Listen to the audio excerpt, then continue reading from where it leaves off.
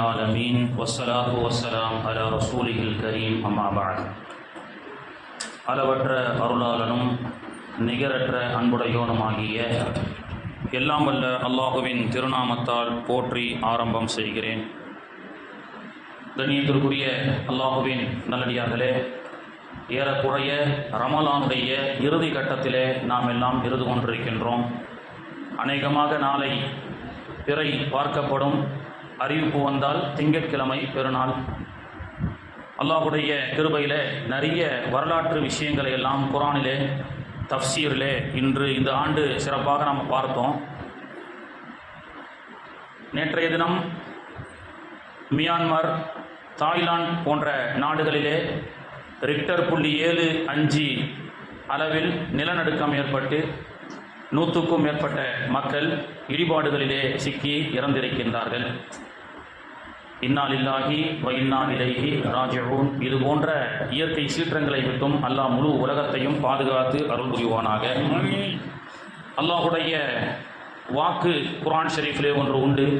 11வது ஜுஸுவிலே அல்லாஹ் சொல்லி காட்டுகின்றான், அவலா யரவுன அன்னஹும் யுஃப்தனூன ஃபீ குல்லி ஆமின் மர்ரதன் அவ் மர்ரத்தைனி சும்மலா யதூபூன வலாஹும் யذكرون.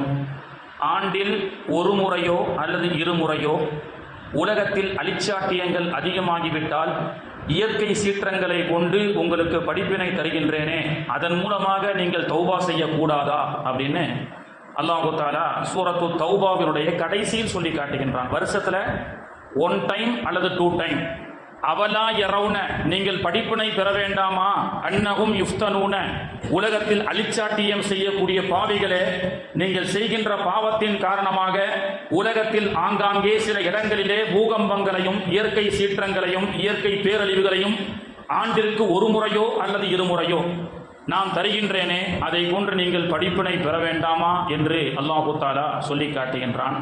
2025 புத்தாண்டு துவங்கி அமெரிக்காவுடைய அதிபர் ட்ரம்ப் அவர்கள் ஜனவரி 20ஆம் தேதி பதவியேற்பு விழாவிற்கு முன்பதாக அவர் ஹமாஸ் மக்களை ஒரு திமிரான மிரட்டல் விட்டார்.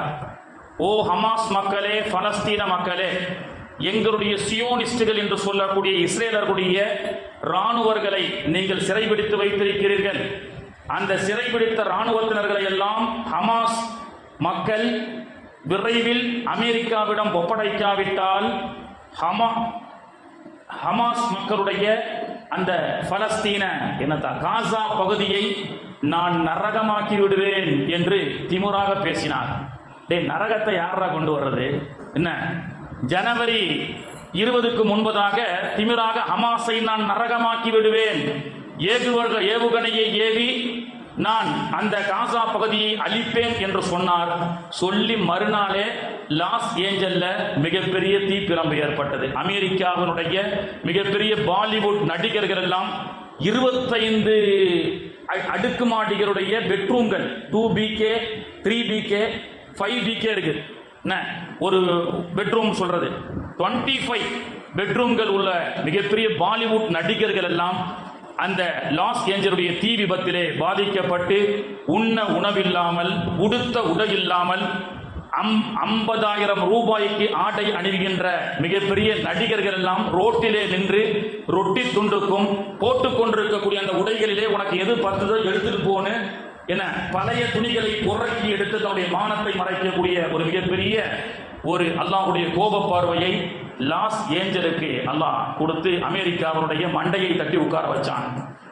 அதை அந்த திமிரு கொஞ்ச நாள் அடங்கி இருந்தது. பிறகு மீண்டும் அந்த திமிருடைய பேச்சுக்கள் ஆரம்பமாக இருக்கிறது. அடுத்து இன்று தாய்லாந்திலே மியான்மர் பகுதிகளிலே ஒரு நிலை நடுக்கத்தை ஏற்படுத்தி 2025 அல்லாஹ் சொன்ன முதல் ஒரு இயற்கை சீற்றமும் 2வது இந்த இயற்கை சீற்றமும் வந்திருக்கிறது. அல்லாஹ்வுடைய தூதரும் சொன்னார்கள், கியாமத்துக்கு சமீபமாக ஆங்காங்கே ஜில்சால்கள் ஏற்படும். பூகம்பம்னு ஒரு அத்தியாயத்தை அல்லாஹ் இறக்கி இருக்கிறான். இதா ஜுல்சிலத்தில் அர்து ஜில்சாலஹா, பூமி குலுங்கும் பொழுது, அந்த பூமி அசைந்தால் மனிதர்களுடைய அந்த நிலைமை என்ன ஆகும் என்பதை அல்லாஹு தஆலா சொல்லி காட்டுகின்றான். அல்லாஹ்வுடைய தூதரும் நிறைய பூகம்பங்கள் நடக்கும், அது கியாமத்துடைய அறிகுறி அப்படின்னு சொன்னாங்க. என்ன ஹஜ்ரத், ஹதீஸ்ல அப்படிதான் இருக்கு. எக்ஸாக்டா ரசூலுல்லாஹ் கியாமத்து நாளைக்கு முன்னாடி ஒரு இடத்துல, இந்த இடத்துல ஒரு ஊர் பேரை சொல்லி அங்கே பூகம்பம் நடக்கும்னு சொல்ல முடியுமா? இனி வரக்கூடிய பூகம்பம் நேபாளில் வந்தது, இந்தோனேஷியாவில் வந்தது, சுனாமி வந்தது, எல்லாம் வந்ததற்கு பிறகுதான் அஜரத்மார்கள் ஹதீஸ்ல இருக்கு. இந்த மாதிரி ஃபார்சல்னா அலைஹிமு தூஃபான வல் ஜராத வல் கும்மல, சமீபத்தில் ராஜஸ்தான்ல வெட்டுக்கிளிகள், கோடிக்கணக்கான வெட்டுக்கிளிகள் அந்த விவசாயத்திலிருந்து ஊருக்குள் புகுந்து அது ஒரு மிகப்பெரிய வேதனை. அல்லாஹ் அதான் சொல்றான், டிஃபரண்ட் டைப் ஆஃப் வேதனைகளை நாம் உங்களுக்கு முன்னாடி சமுதாயத்தில் கொடுத்திருக்கிறேன். ஃபார்சல்னா அலைஹிமு தூஃபான் சுனாமி, ஃபார்சல்னா அலைஹிமு தூஃபான வல் ஜராத வல் கும்மல, வெட்டுக்கிளிகளை ஏவி விட்டு உங்களை நிம்மதியை கெடுக்கக்கூடிய ஒரு வேதனையை நான் கொடுத்திருக்கின்றேன் அப்படின்னு அல்லாஹ் தஆலா சொல்லி காட்டுகின்றான். அல்லாஹ்வுடைய தூதரும் கியாமத்துக்கு சமீபமாக கடைசியாக பிறக்கக்கூடிய ஆண் குழந்தையை பற்றி ரசூலுல்லாஹ் பேசுனாங்களா இல்லையா? புகாரில் அவர் சைனாவில் உலகத்தினுடைய கடைசி ஒரு ஆண் குழந்தை பிறக்கும், அதுதான் லாஸ்ட்ன்றாங்க ரசூலுல்லாஹ். லாஸ்ட் பிறப்பை பற்றி ரசூலுல்லாஹ் சொல்லும் போது உலகத்தில் என்ன நடக்கும்னு பேசாம இருப்பாங்க. அதுக்கு முன்னாடி அல்லாஹ்வுடைய தூதர் இந்த உலகத்திற்கு வந்து இனி நடக்கக்கூடிய செய்திகளை சொல்லுகின்றார்கள். அதையெல்லாம் நாம் கண்ணால பார்க்கின்றோம். சில செய்திகளை சொல்லியிருக்கிறார்கள். இன்னும் கொஞ்ச நாள்ல அதெல்லாம் நம்ம பார்க்க போறோம். அதுக்கு முன்னாடி அல்லாஹ்வுடைய தூதர் எதிர்வரக்கூடிய காலத்தை பற்றியும் சொன்னார்கள். அல்லாஹ்வுடைய தூதர் பிறப்பதற்கு முன்பு முந்தைய வேதங்கள் நபிகள் நாயகத்தை பற்றியும் குர்ஆனை பற்றியும் பேசியிருக்கிறது. பவிஷ்ய புராணத்திலே சுமார் 2000 ஆண்டுகளுக்கு முன்பதாக இந்து மதத்தால் சொல்லப்படக்கூடிய சமஸ்கிருத வேதம், அல்லாஹ்வுடைய தூதர் பிறந்து 1400 வருஷம் ஆச்சா இல்லையா? ஆனால் இந்த பவிஷ்ய புராணத்தினுடைய பாகம் 3 ஸ்லோகம் 3 சூத்திரம் 5.8 சமஸ்கிருத வேதம் என்று சொல்லக்கூடிய பவிஷ்ய புராணம், இந்துக்களால் நம்பக்கூடிய புராணம் 2000 வருஷத்துக்கு முன்னாடி சித்தர்கள் சமஸ்கிருதத்தில் எழுதி வைத்திருக்கின்றார்கள். ஏதஸ் மின்னந்தரே மிலேச்ச ஆச்சரியன சமன்வித மகாமத் இதுக்கியாத சிஷ்ய சாகா சமன்வித நிரூபசேஷ மகாதேவ மருஸ்தல நிவாசனம். குர்ஆன் அர்-ரஹ்மான் ஓதுனாரு, புரோகிதர் மாதிரி அஜரத் வாசிக்கிறாருன்னா குர்ஆனை ஓதுனா எல்லாமே வருங்க. இங்கிலீஷ் இல்ல, அதனுடைய அப்பன் சைனா மொழி கூட வரும். அதனால தான் பிள்ளைங்களை குர்ஆனை கத்துக்கிடுங்கன்னு சொல்றோம். இப்போ இந்த மாதிரி ஒரு வேதத்துல சொல்லப்பட்டிருக்கு. ஏதஸ்த மின்னந்தரம் இலேச்ச, அரபு தேசத்திலே ஒரு ஆச்சரியார் தோன்றுவார். ஆச்சரியன சமன்வித, அவருடைய பெயர் முஹம்மத் என்று பவிஷ்ய புராணம் சமஸ்கிருதத்துல 2000 வருஷத்துக்கு முன்னாடி ரசூலுல்லாஹ் பிறக்கிறதுக்கு முன்னாடியே பேசுது. மஹாமத் இதுக்கியாத சிஷ்ய சாகா சமன்வித, அவர்கள் சில தோழர்களோடு வருவார். நிரூபசேஷ மகாதேவ, அவர் ஏகத்துவ பிரச்சாரத்தை கொண்டு வருவார். ஏக இறைவன் ஒருவன் என்று அவர் முழங்குவார். அவர் எப்படி இருப்பார், அவருடைய அங்க அடையாளம் என்ன, அதை பற்றியும் பேசுகிறது. முதல்ல நபிகள் நாயகத்துடைய பிறப்பு, நபிகள் நாயகத்துடைய பெயர் மஹாமத். இன்றும் ஸ்லோகத்தில் சமஸ்கிருதத்தில் சில கோவில்களிலே ஸ்லோகம் உண்டு, ஓம் மஹமூத் நமஹ அப்படின்னு சொல்லி. அது ஐயர்களுக்கு ஆச்சரியர்களுக்கு தெரியும். அப்போ நபிகள் நாயகத்துடைய பெயரு தௌராத்து, இஞ்சிலு, ஜபூர் எல்லாத்துலயும் முன்னாடி முகமது நபின்னு வந்திருக்கு. சமஸ்கிருத வேதமான பவிஷ்ய புராணத்திலும் நபிகள் நாயகத்துடைய பெயர் இடம்பெற்றது மட்டுமல்லாம அவருடைய அங்க அடையாளங்கள் வேணுமா இல்லையா, அதை பத்தி சொல்றாங்க. லிங்க சேதி சிகாஹீன சமச்சுரதாரி சதா சக உச்சலாபி சர்வ பஷி பனிஷ்யகி ஆனோமம முசலை நைஸ் மைஸ்கார மருஸ்தலம். அப்படின்னா லிங்க சேதி சிகாஹீன, அந்த முஹம்மத் அவர் மர்ம உறுப்பை கத்தரித்திருப்பார், சுன்னத் செய்திருப்பார். சுமச்சுதாரி சதாசக உச்சலாபி, உச்சியிலே ஆச்சரியார்கள் மாதிரி குடிமை வைத்திருக்க மாட்டார். பனிஷ்யகி ஆனோமம, அவருடைய முகத்தில் தாடி வைத்திருப்பார்.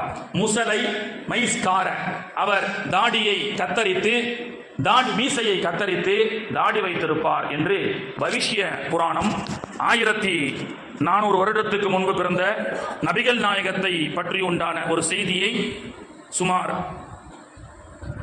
2000 வருஷத்துக்கு முன்னாடி சொல்லி காட்டினார். அப்படிப்பட்ட அல்லாஹ்வுடைய தூதர் அவர்கள் கியாமத்து நாள் வரைக்கும் என்ன நடக்கும் அப்படின்னு சொன்னாங்க. இப்படியாக உலமாக்கள் சுனாமி வந்த உடனே, அதில் பல பேர் பாதிக்கப்பட்ட உடனே சுனாமி வந்துருச்சு, அல்லாஹ்வுடைய வேதனை வந்துவிட்டது அப்படின்னு சொல்றாங்க. இதே போன்று தாய்லாந்துல, மியான்மர்ல நேற்று அந்த பூகம்பம் ஏற்பட்டிருக்கிறது. என்ன சொல்றது, எல்லாம் வந்த பிறகு பூகம்பம் வந்துருச்சு, ஹதீஸ்ல இருக்கு, சுனாமி வந்துருச்சு, குர்ஆன்ல இருக்குன்னு சொல்றீங்களே, கொஞ்சம் முன்னாடியே சொல்லக்கூடாதா? அதை எப்படி கண்டுபிடிக்கிறது? இதையும் ரசூல் ஸல்லல்லாஹு அலைஹி வஸல்லம் சொல்லியிருக்கிறாங்க. இன்னும் கொஞ்ச நாள்ல ஒரு இடத்துல பூகம்பம் வரப்போகுது. புகாரியினுடைய ஒரு ஹதீஸ்ல ரசூலுல்லாஹ் பேசுறாங்க. அதை நாம சொல்லுவோம். உலக விஞ்ஞானிகள் நோட் பண்ணி வச்சுட்டு முடிஞ்சா அதை தடுத்து பார்த்துக்கலாம், அவங்க சக்தி இருந்தால். அதாவது அல்லாஹ்வுடைய தூதர் அவர்கள் இனி வரக்கூடிய ஒரு பூகம்பத்தை பற்றி பேசுவதற்கு முன்பு சமீபத்தில் ஒரு சில ஆண்டுகளுக்கு முன்பதாக நேபாளில் ஒரு மிகப்பெரிய பூகம்பம் ஏற்பட்டது. அதிலே ஆயிரக்கணக்கான உயிர்கள் பாதிக்கப்பட்டு நிறைய சொத்துக்கள் அளிக்கப்பட்டது. அப்பொழுது சில விஞ்ஞான ஆராய்ச்சியாளர்கள், விஞ்ஞான அறிவியல் சம்பந்தப்பட்ட பேச்சாளர்கள், வானிலை ஆய்வு அறிக்கை சம்பந்தப்பட்ட மிகப்பெரிய வல்லுநர்கள் எல்லாம் டிவியில ஒரு பேட்டி கொடுக்குறாங்க. இந்த பூகம்பம், நேபாளுடைய பூகம்பம் நடைபெற்றதற்கு பிறகு பிரபலமான சன் டிவிலேயே இது நடக்குது, நான் பார்க்கிறேன். அதுல ஒருத்தர் சொல்றாரு, என்னதான் டெக்னாலஜி வளர்ந்து கோடிக்கணக்கான ரூபாய் மதிப்புள்ள மிஷினரிகளை வச்சு சேட்டலைட் பவர்ல நாம அப்படியே கண்காணிச்சிட்டு இருந்தாலும், கடல் திடீர்னு கொந்தளிச்சு வரும் பொழுது அதை முன்கூட்டியே மக்களுக்கு எச்சரிக்கை செஞ்சு இந்த இடத்துல வரப்போகுதுன்னு நம்மளால சொல்ல முடியலையே. தஞ்சாவூர்ல மழை பெய்யும் சொல்றோம், தஞ்சாவூர்ல அன்னைக்குதான் பளிச்சுன்னு வெயில் அடிக்குது. திடீர்னு பார்த்தா மெட்ராஸ்ல மழை பெய்யுது, சொல்ல முடியல. அதனால வானிலை ஆராய்ச்சியாளருடைய அறிக்கையை பார்த்தீங்களா, காற்றழுத்த தாழ்வு மண்டலம் நாகையை கரை கடந்து பாண்டிச்சேரிக்கு வரும் என எதிர்பார்க்கப்படுகிறது. திடீரென்று விஜயவாடாவுக்கு செல்லுமோ என்று ஆச்சரியமும் இருக்கிறது. இந்த தடவை நடந்த புயல்ல என்ன சொல்றாங்க, புயல் டபாய்க்கிறது. மெட்ராஸ் பாஷையில சொன்னா புயல் டபாய்க்கிறது. ஆனா மெட்ராஸ்ல நிக்குது, இங்கிட்டு பாண்டிச்சேரிக்கு வருமா அங்கிட்டு விஜயவாடாவுக்கு போகுமான்னு தெரியல. அது இவங்களையே குழப்பிக்கிட்டு இருக்கு. அவர் வானிலை அறிக்கை ஒண்ணுமே சொல்ல முடியல. இப்படி எல்லாம் கோடிக்கணக்கான ரூபாய் மதிப்புள்ள இது போன்ற இந்த ஆராய்ச்சி மையங்களை வைத்து மக்களுடைய எதிர்வரக்கூடிய மக்களுடைய பாதிப்புகளை நம்மால் முன்னாலேயே சொல்லி தடுக்க முடியலையே அப்படின்னு வருத்தப்பட்டு பேசிட்டு இருக்கும் போது அந்த அவையில் இருந்த ஒருத்தர் சொன்னார், நேபாளத்தில் ஒரு அதிசயத்தை நான் பார்த்தேன். நேபாளத்தில் பூகம்பம் நடப்பதற்கு முன்பு ஒரு தினங்கள் 2 தினங்களுக்கு முன்பு அந்த பகுதியில் இருக்கப்பட்ட சிசிடிவி ஃபுட்டேஜ், கேமரா இருக்கும்ல கடைகள்ல, அந்த பகுதியில் இருக்கக்கூடிய சிசிடிவி ஃபுட்டேஜ் எல்லாம் சேகரிக்கப்பட்டு வைத்திருக்கிறது. அதை நாம ஆய்வு செஞ்சு பார்த்ததுல மிருகங்கள், நாய்கள், ஊரில் வசிக்கக்கூடிய மிருகங்கள் எல்லாம் கூட்டம் கூட்டமாக அந்த ஊரை விட்டு செல்லக்கூடிய காட்சியை பார்த்தோம். எனவே அப்போ நமக்கு தான் தெரியல, இந்த மிஷினரிக்கும் இந்த பவர் இல்ல, நாய்க்கும் பூனைக்கும் கரடிக்கும் தெரியுது அப்படின்னு அவர் சொல்றாரு. ஆனா இயற்கை சீற்றங்கள் வந்தால் மாடு அழிக்கப்படுகிறது, ஆடுகள் அழிக்கப்படுகிறதுலாம் வேற விஷயம். ஆனால் அதையும் தாண்டி சில மிருகங்கள் உணர்கிறது, இந்த இடத்துல பூகம்பம் வரப்போகுது. எனவே நீ சேட்டலைட் பவர்ல கடலுக்குள்ள வச்சு நீ இரவு முழுக்க பார்த்தாலும் சரி, வானத்துல பார்க்கறத விட மிருகங்களை நோட் பண்ணாலே தெரிஞ்சுக்கலாம். மிருகங்கள் ஊரை விட்டு கொஞ்சம் கொஞ்சமா காலி பண்ண போகுதுன்னா அங்க ஏதோ விவகாரம் நடக்க போகுதுன்னு நான் சொல்லல. அந்த டிவியில இருக்கப்படக்கூடிய டிவியினுடைய நிகழ்ச்சியில ஒருத்தர் பேசி காட்டுறார். இதைதான் ரசூலுல்லாஹி ஸல்லல்லாஹு அலைஹி வஸல்லம் 1400 வருஷத்துக்கு முன்னாடியே சொல்லிட்டாங்களப்பா. அல்லாஹ்வுடைய வேதனை வருவது மனித வர்க்கத்திற்கும் ஜின் வர்க்கத்துக்கும் தெரியாது. ஃபபி ஐயி ஆலாஇ ரப்பிக்குமா துகதிபான், இதை உங்களால் பொய்ப்பிக்க முடியுமா? ஆனால் அல்லாஹ்வுடைய தூதருடைய சத்திய வாக்கு மனிதர்கள் ஜின்களை தவிர மிருகங்களுக்கு அல்லாஹ்வுடைய வேதனை தெரியும் அப்படின்னு சொன்னாங்க. கபருக்குள்ள என்ன நடக்கிறது, அது வேதனையாக இருக்கக்கூடிய அந்த சத்தத்தை மிருகங்கள் உணர்கிறது, அது மனிதர்களுக்கு கேட்காது. அந்த ப்ளூடூத் அல்ல நமக்கு கொடுக்கல. அந்த ப்ளூடூத் பவரை அல்லாஹ் என்ன பண்ணிட்டான், என்னதான் தலையை சொல்லி பாருங்க, ஆஹா அஜரத் விஞ்ஞானத்தை பத்தி பேச ஆரம்பிச்சிட்டாங்க. என்னதான் அந்த ப்ளூடூத் சிஸ்டத்தை நாம இன்னும் கண்டுபிடிக்கல. என்னதான் நாய்களும் பூனைகளுக்கும் அந்த ப்ளூடூத் வச்சிருக்கிறான். இந்த இடத்துல ஒரு வேதனை, ஏதோ சமாச்சாரம் நடக்க போகுதுன்னு சில விலங்குகளை, அல்லாஹ் எந்த விலங்குகளை காப்பாற்ற நினைக்கின்றானோ அதுவெல்லாம் அங்கிருந்து தப்பித்து செல்கிறது அப்படின்னு சொல்லி ஒரு 10 வருடத்திற்கு முன்பு சென்னைக்கு பக்கத்தில் பழவேற்காடு அப்படின்ற ஒரு சுற்றுலா தலம் இருக்கிறது. அந்த பழவேற்காட்டினுடைய அந்த படகு சவாரியில் சென்று சில கடலுக்கு நடுவில் இருக்கக்கூடிய சில தீவுகளுக்கு சுற்றுலாவாக மக்கள் செல்வார்கள். அப்படி கும்மிடிப்பூண்டியில ஒரு ஹோட்டல் வைத்திருக்கப்படக்கூடிய மதுரையை சார்ந்த ஒரு குடும்பத்தார்கள் 18 பேர் என்ன செய்யறாங்க, பொங்கல் 3 நாள் லீவுல ஹோட்டலை மூடிட்டு லீவ் போட்டுட்டு அந்த பழவேற்காடு சுற்றுலா தலத்திற்கு என்ன செய்யறாங்க, படகிலே செல்கிறார்கள். சென்று 2 நாட்களோ 1 நாட்களோ அங்கே சென்று ஒரு பீஸ்ஃபுல்லுக்காக போறாங்க. அப்படி போகும்போது அவங்க என்ன செய்யறாங்க, ஒரு ஆட்டையும் முடிச்சுட்டு போறாங்க. அரிசி பருப்பு எல்லாம் வாங்கிட்டு அந்த ஆட்டை அறுத்து அங்கே சமைத்து சாப்பிடுவோம் என்ற பிளான்ல போறாங்க. ஆட்டையும் முடிச்சிட்டு 18 பேரும் ஒரு படகுல ஏறி போய்கிட்டு இருக்கிறாங்க. சுழற்சி, கடலுடைய சுழற்சி அதிகமான காரணத்தினால் படகு கீழே கவிழ்ந்து 18 பேரும் அந்த இடத்திலேயே ஒரே குடும்பம், மதுரையை சார்ந்த ஒரு குடும்பத்தார்கள், கும்மிடிப்பூண்டியில் ஹோட்டல் வைத்திருக்கக்கூடியவர்கள், இந்து சகோதரர்கள் தான். அந்த குடும்பமே அப்படியே தண்ணீர்ல மூழ்கி இறந்த செய்தியை பத்திரிகை செய்தியாக பார்த்தது மட்டுமல்ல, கடைசி அந்த பத்திரிகை போடுகிறது. அதாவது ஆட்டை குர்பானி கொடுத்து சாப்பிடுறதுக்கு ஆட்டை தான் கொண்டு போனாங்க. இவங்க நினைச்சாங்க ஆடுதான் கொஞ்ச நேரத்தில் சாக போகுதுன்னு. ஆனால் இந்த 18 பேரும் இறந்தார்கள்.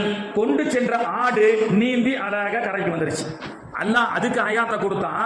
18 பேருக்கு அல்லாஹ் மௌத்த கொடுத்தான். அப்ப அல்லாஹ்வுடைய நாட்டம், அல்லாஹ் அந்த ஆட்டுக்கு நீச்சல் ஒரு கலையை கொடுத்தானா இல்லையா, அந்த ஆடு தப்பித்து வந்தது அப்படின்னு சொல்லி.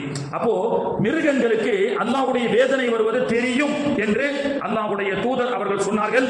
இன்று சயின்டிபிக் பூர்வமாக அதை நிரூபிக்கிறார்கள்.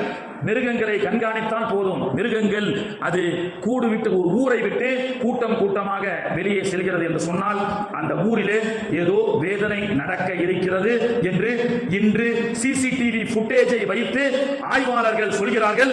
1400 ஆண்டுகளுக்கு முன்பு அல்லாஹ்வுடைய தூதர் அவர்கள் சொன்னார்கள், அல்லாஹ்வுடைய வேதனை வருவது மனிதர்களுக்கும் ஜின்களுக்கும் தெரியாது, மிருகங்களுக்கு தெரியும். முஸ்லிம் ஷரீஃபிலே பதிவு செய்யப்படுகிற ஹதீஸ். முடிச்சுக்கலாமா? என்னத்தான் முடிச்சுக்கலாமா? இல்லை, நீங்க கேட்கிறமா நான் முடிச்சுக்கலாமா இல்லங்கிறது எங்க பூகம்பம் வருதுன்னு சொன்னீங்களா இல்லையா, அதை நீங்க கேட்டா தானே நீங்க எல்லாம் பயான தெளிவா கேட்கறீங்க, ஒரு ஆர்வத்தோட. யாருமே கேட்கலையே. இனி எங்கு வரக்கூடிய பூகம்பம் எழுதி வைத்துக் கொள்ளுங்கள். புகாரியில அல்லாஹ்வுடைய தூதர் அவர்கள் சொல்கிறார்கள்.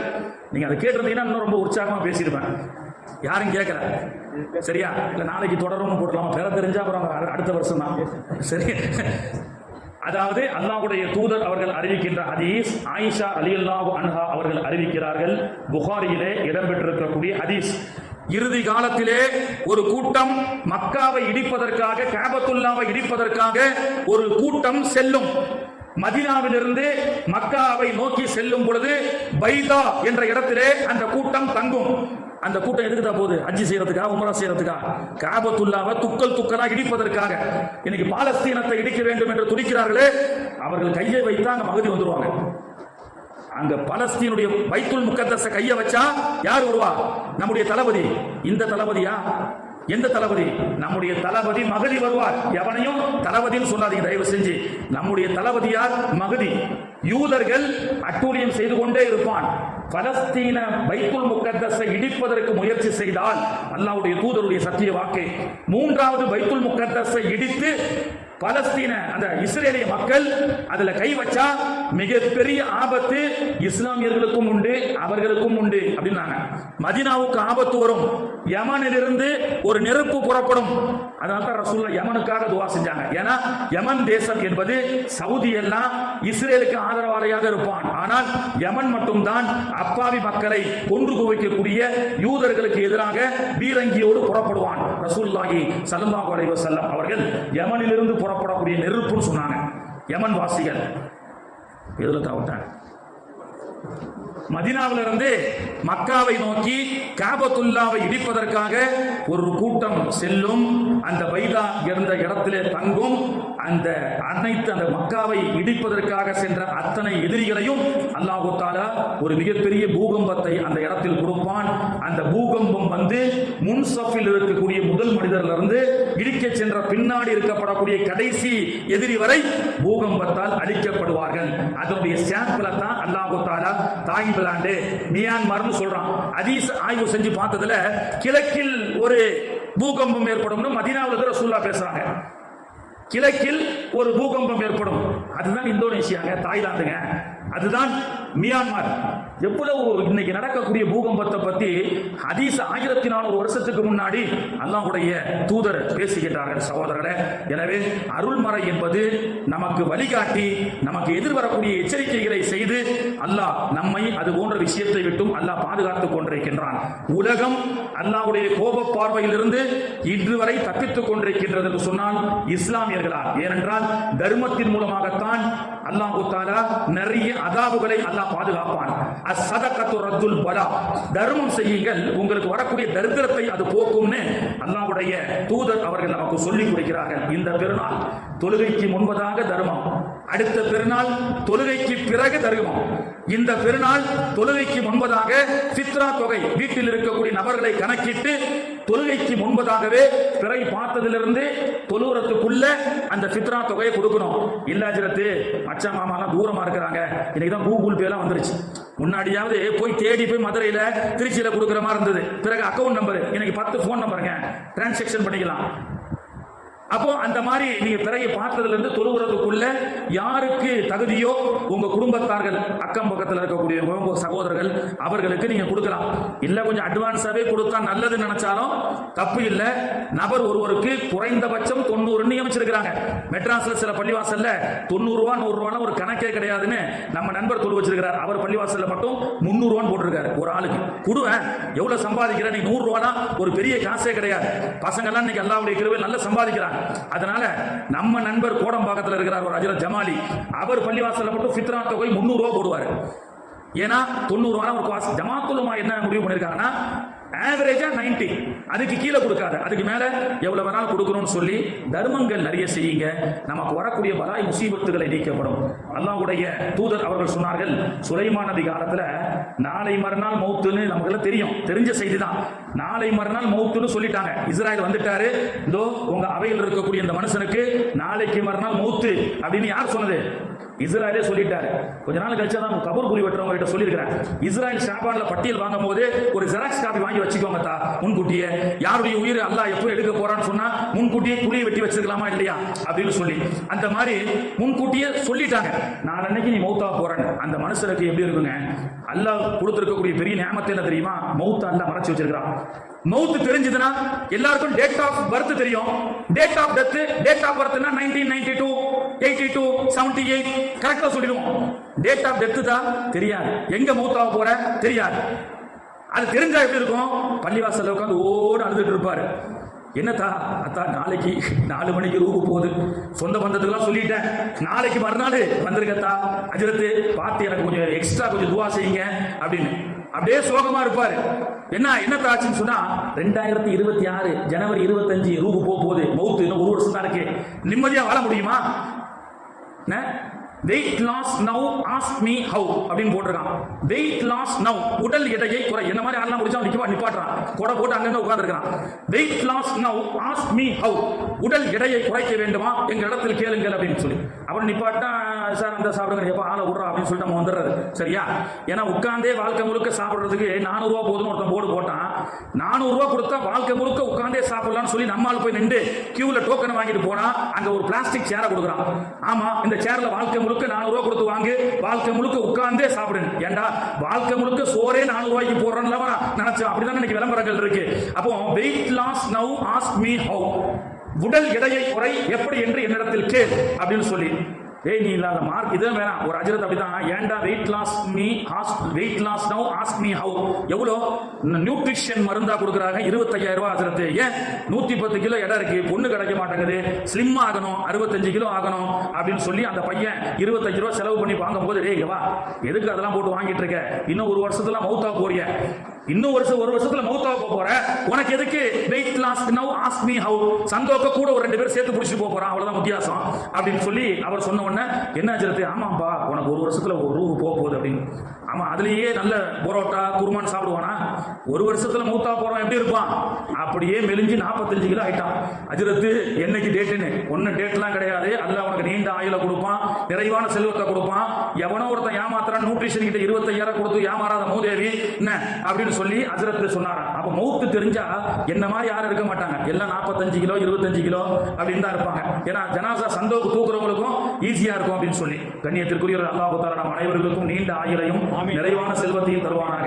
அந்த 3 நாள் ஹயாத்தா இருந்தார். அவர் என்னத்தாச்சு, அவர் என்ன ஆச்சு, அவர் ரசூலுல்லாஹ் சொல்றாங்க, நாளை மறுநாள் அவர் மௌத்தாகி விடுவார் என்று அல்லாஹ்வுடைய தூதரான சுலைமான் நபியும் சொல்லிட்டாங்க, ரூஹ் வாங்கக்கூடிய இஸ்ராயலும் சொல்லிட்டாரு.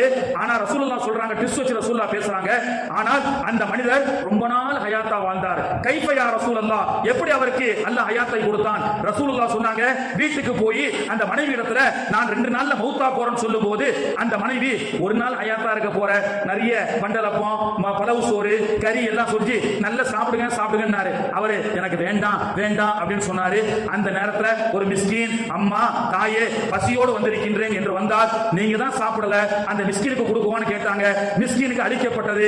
அந்த மனுஷன் சாப்பிட்டு சும்மா போகாம, இறைவா இந்த தம்பதிகளை நீண்ட ஆயுளோடும் நிறைவான செல்வத்தோடும் வாழச் செய்வாயாக என்று அந்த தர்ம கர்த்தா செய்த அந்த தர்மம் அந்த மிஸ்கின் துஆ செய்து விட்டார்.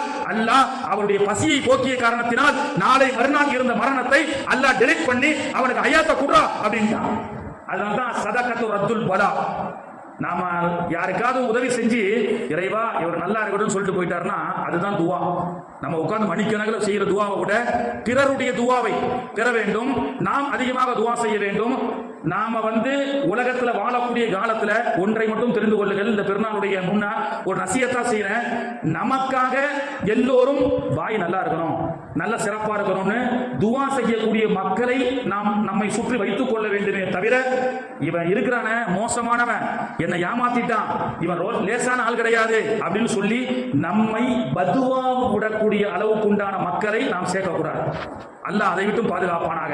என்னத்தை பெருசா தொழுறான் போறான் வரான், இவன் மோசமானவன், என்ன இந்த விஷயத்துல ஏமாத்திட்டான் அப்படின்னு சொல்லி நம்மை நெகட்டிவான துவாவை செய்யக்கூடிய மக்களை, நம்மை சுற்றி உள்ள மக்களுக்கு உண்டான வைத்தறிச்சலை வாங்காமல் நாம எல்லோருடைய துவாவை பெறக்கூடிய நன்மக்களாக வாழ வேண்டும். அப்படி அல்லட்டா துவா செய்யாத மக்களாக இருந்தாலும் சரி, பதுவா செய்யாத மக்களை நாம் என்ன செய்யணும், சம்பாதிக்கக்கூடிய மக்களாக இருக்க வேண்டும். அப்படிப்பட்ட நல்ல ரமலானை அல்லாஹ் தஆலா கொடுத்த நம்முடைய அமல்களை அல்லாஹ் ஏற்றுக்கொள்வானாக. நாம் செய்த அமல்களை அல்லாஹ் ஏற்றுக்கொள்வானாக. கால் கடுக்க நின்று தொழுகை இந்த தொழுகையை அல்லாஹ் ஏற்றுக்கொள்வானாக. நிறைய தர்மங்களை செய்யுங்கள். உங்களுடைய குடும்பத்தை சார்ந்த பிள்ளைகளோ அவர்களோ உங்களுடைய அண்ணன் தம்பிகளோ அக்கா தங்கச்சிகளோ, அன்றைய தினம் நான் ஏழையா இருக்கிறேன், என் அண்ணன் இவ்வளவு வசதியா இருக்கிறாரு, என் அண்ணன் எனக்கு அதிகமா பண்ணலையேன்னு அந்த ஃபீலிங் இல்லாம, பெருநாள் அன்று எல்லோரும் ஏழை என்ற ஒரு ஃபிக்ர் இல்லாமல் எல்லோரும் சந்தோஷமாக வாழ வேண்டும். வருஷம் சொல்றது உண்டு, உங்கள் வீட்டு ஆண் பிள்ளைகளுக்கும் உங்கள் வீட்டு பெண் பிள்ளைகளுக்கும் என்ன பிராண்டட் Dress நீங்க வாங்கி கொடுத்தீங்களோ, அதே போன்று உங்களுடைய குடும்பத்தை சார்ந்த தங்கச்சி பிள்ளைகள், அண்ணன் தம்பி பிள்ளைங்க, சச்சா பிள்ளைங்க சாதாரண கஷ்டப்பட்டு கொண்டிருந்தார்கள் என்று சொன்னால், அந்த பிள்ளைகளுக்கும் உங்கள் பிள்ளைகளை உடுத்தி பார்த்த அந்த சிறப்பான ஆடைகளை அந்த எத்தீமான பிள்ளைகளுக்கு நீங்கள் அணிவித்து பார்த்தால் உங்களுடைய பெருநாள் அதுதான் உண்மையான பெருநாள். அல்லாஹ் தஆலா தௌஃபீக் செய்வானாக. Bismillahirrahmanirrahim. Nawaitu sauma ghadin an adai wa ramadana